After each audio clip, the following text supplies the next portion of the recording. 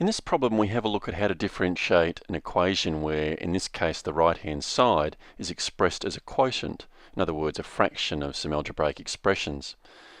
We have to keep in mind that when we differentiate we need to stick to the basic rule that if we have a term ax to the n, its derivative is an, in other words we multiply the power by the coefficient at the front and we drop the power by 1 to become n minus 1. And unfortunately, whilst this expression is in the form of a quotient, it's difficult to break them up into individual terms. So to differentiate this expression, we have a quotient rule. Let's first of all break this fraction up very simply into two parts. We'll call it u, the numerator, and v, the denominator.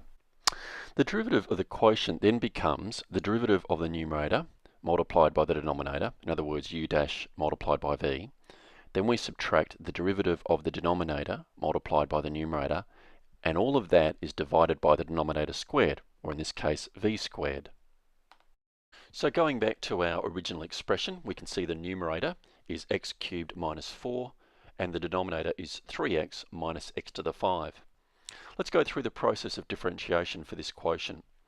The derivative of the top line is 3x squared, and we multiply that by the denominator, 3x minus x to the 5. And the denominator for the derivative is 3x minus x to the 5 all squared. We're yet to do the second part of the numerator, so we'll go through that right now.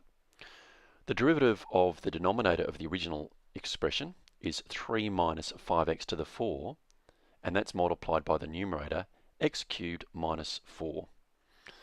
Now you'll notice that in this case we haven't simplified the expression. Quite often when we're asked to differentiate a quotient, we'll be told do not simplify beyond the first line.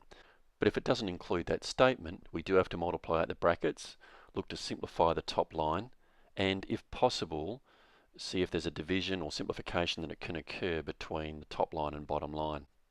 Most of the time the problems do state do not simplify beyond the first line, so for this example we'll leave it at that final solution.